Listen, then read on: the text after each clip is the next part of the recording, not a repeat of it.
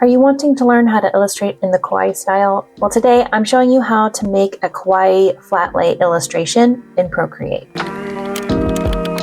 Hi everyone, welcome back to Haley Key Studio. I'm Haley and I like to make Procreate tutorials for beginners, and today I'm sharing my step-by-step process for creating a kawaii flat lay in Procreate. A kawaii flat lay is a top-down arrangement of objects that are presented in the kawaii style, and flat lays are perfect for beginners to the style because it doesn't require creating a background. You can just focus on the cute objects that you want to illustrate. I'll be using my Kawaii Essentials brush set and drawing kit, and I've linked that in the description box down below if you'd like to purchase it from my Etsy shop. It's a great brush set for beginners because I've curated all of the most helpful brushes when you're starting to draw in the kawaii style. If you're new here, please hit that subscribe button because I will be sharing more tutorials on how to create in the kawaii style and kawaii style illustrations, just like in my previous video where I shared how to design your own kawaii characters, and I'll link that video down below as well. So let's go ahead and get started. So like I mentioned, a kawaii flat lay is just an arrangement of cute objects that are just drawn in that cute, soft pastel style. And the objects are usually just like really cute versions of everyday items like candy or fruit or animals or toys. And today I'm going to do like a rainy day theme. So umbrellas, clouds, rain boots, and all that stuff. And these flat lays can be arranged in either a neat grid or in a scattered arrangement. And today we're going to try the scattered arrangement. So we want to avoid too much clutter. We're just going to do a few items, but we just want to make everything cute and soft and clean and a very minimal background. And the canvas that I'm using is 2048 pixels by 2048 pixels, and it is set to 300 dpi. And this size is perfect if you're wanting to share your kawaii illustrations on Instagram. Having them that square size will help the look of your grid because all of the objects will be able to be seen within that square. And people will get a better visual when they visit your profile and you have all your kawaii images the same size just in a square, and nothing has to be cropped and resized to show up on your grid. So now that my canvas is ready, I just want to plan out where I want to place my items and how they're going to be arranged on my canvas, and it'll just be part of my sketch. So I will be sketching today with the Fluffy Liner Tapered from my Kawaii Essentials brush set, and I just have my first layer selected. Just going to make some big circles where I want to place each item.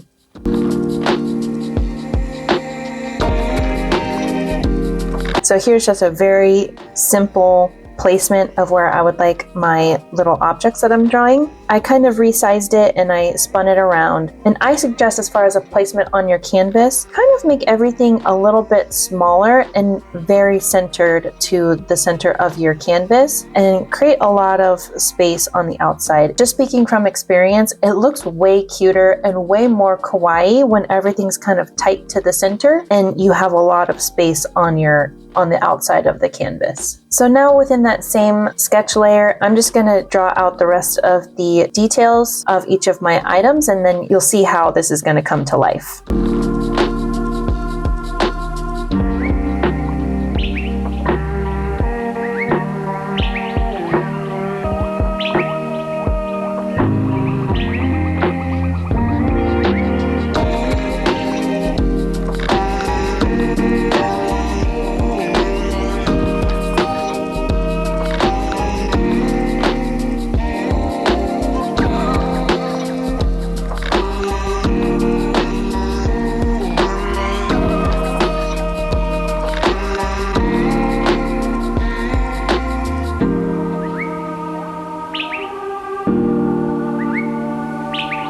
Okay, I'm happy with my sketch. So I've got a couple clouds, I've got a rain hat, an umbrella, a rain jacket, and some rain boots. So a very small number of objects to illustrate, and it's very simple. And I tried to scatter it as pleasing to the eye as I could, and I am liking how this is starting to shape up.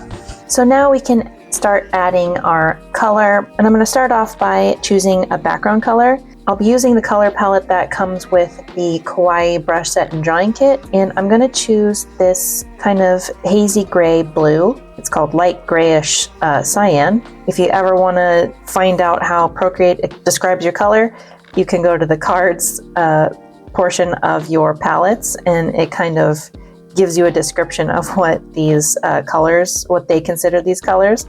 And we are using the light grayish cyan. So we can go back to the compact palettes. Okay, so my sketch is in multiple layers, so I'm just going to flatten it down by pinching them together. And that's going to stay on the very top of my work here for now. So I'm going to turn down the opacity to the sketch and then do all of my work below it so I don't lose sight of my sketch during this process. I'm going to choose my brown to do the lining of my illustration, and I am going to do this in the smooth liner 20. And now I'm going to begin the outlining of my illustration.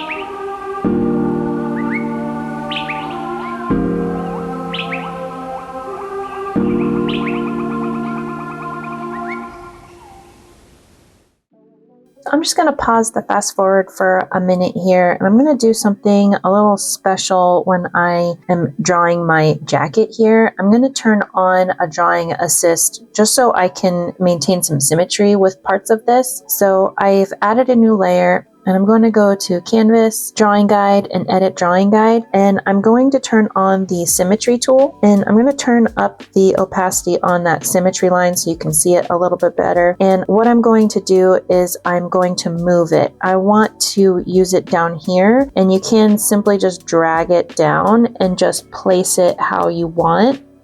And so I can catch that green dot. So I'm going to bring it down so I can get this a little bit more precise, and grab this blue dot to move it around. So now my symmetry line is here, and I can add my lining, and it's going to stay symmetrical as I draw it. And I just want to make sure that assisted drawing is turned on, and it is, so I will hit done. And now I can do the lining of my little raincoat.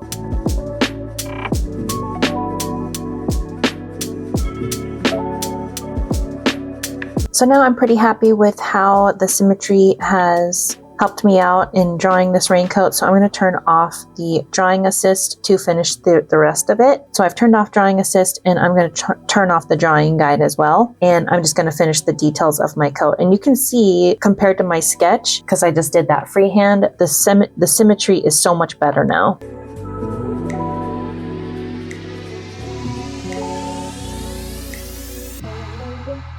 So that's my lining done, and I've turned off my sketch, and I'm just going to flatten all of my lining layers by pinching them together. And now I will begin my color fill. And I like to do my color fill in different layers, and I like to keep the same color in each layer so that when I want to add some highlights or some shadows, I only have to do it one layer at a time, and I can repeat the same technique for that same shade. I will add a new layer. All my color fill layers are going to stay below my lining layer. And I'm just going to choose a color to stick to start off with.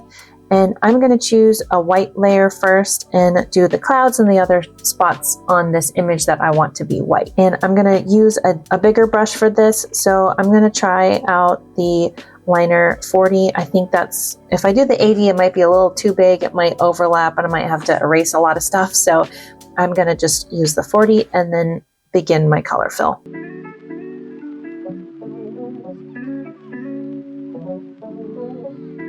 So now my white layer is done, and I'm just going to go through each of the other colors I want to add by adding a new layer and filling it with the next color, and then keep going.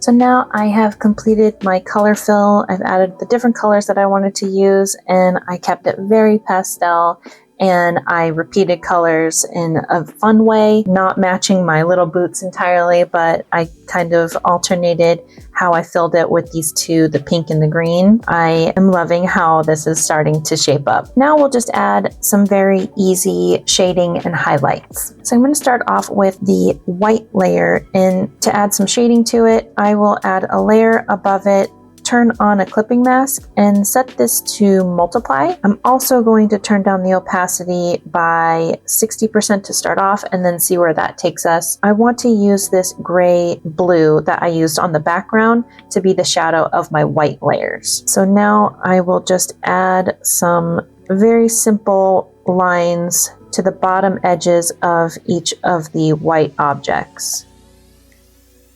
And I'm going to turn down the opacity just a little bit more, and that way it doesn't blend in too much with the background, but just enough. And white doesn't need a whole lot of highlight. I haven't figured out the best way to do that, so I'm just going to leave the shadow on the white as it is, and then I'll move on to the next color layer. So now we'll add the shadowing to the yellow items, and I will do the same thing by adding a layer above that. Turn on a clipping mask, set it to multiply and turn it down to about 60 and then see where that takes us. And as far as the color, I'm going to choose the yellow again, and I am just staying in the smooth liner 40 for this shadowing. So now that I've added the shadowing to the yellow, I'm feeling like it's a bit dark, so I'm going to turn up the opacity so that we can see it better and bulk up some of these lines just a little bit. And now we can see our shadowing on the yellow layer a bit better. So now that we know what we're doing, I'm going to go ahead and finish the rest of the shadowing on the next color layers.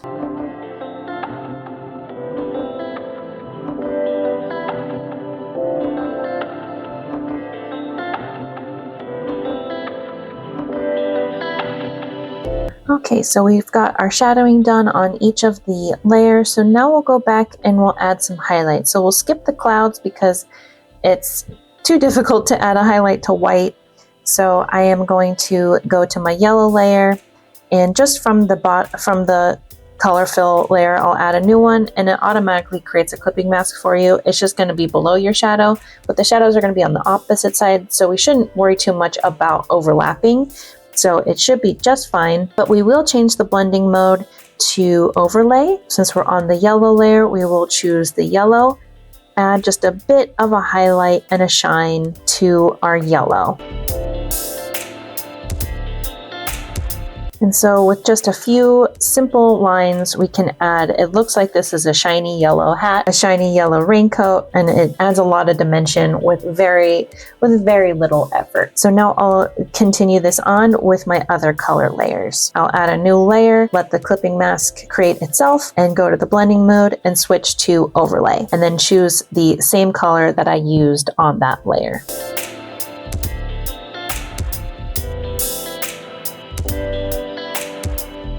So now our shadows and our highlights are all done. All we need to do now is just add a little bit of detail to this. A lot of times with these flat lays, sometimes you can see like a grid line behind it, or just little hand-drawn details in between each of the little objects.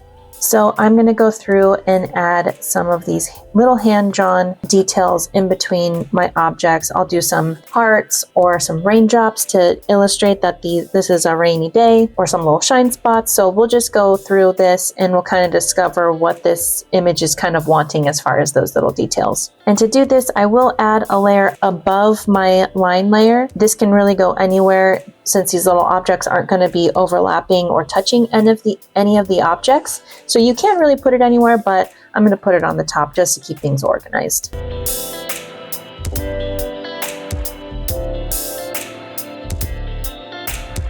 Okay, so we've added a nice little array of details, and what I like to do this in white, and then I like to turn down the opacity just so that it blends in a little bit with the background. And we are almost done. I just want to do one more thing.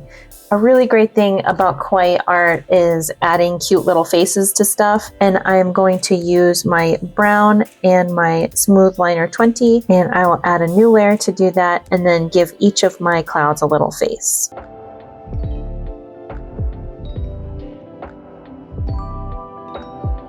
So now the little face is done on each of my clouds, and I just reused the same facial expression for each of them. You can change the facial expression if you wanted, but I decided just to keep it simple and do the same one and repeat it on the other two clouds after I drew it on the first one. So now our rainy day kawaii flat lay is done, and I am super pleased with how this came out, and this is going to look really cute on my Instagram grid, so I'm definitely going to post it there. And I hope this helped you get confidence to try these different kawaii styles, especially since they can be so simple. I hope this has inspired you to try it yourself. So thank you so much for watching. If you like this video, please give it a thumbs up. And if you want to continue watching the kawaii style tutorials that I'm going to be making, hit that subscribe because this will be a bit of a series. And I do share other types of Procreate tutorials for beginners, so be sure to check out my playlist and check those out. And again, if you wanted to recreate this using my same tools, I have linked my kawaii brush set and drawing kit down below. So thanks again, and I hope to see you in the next video. Bye!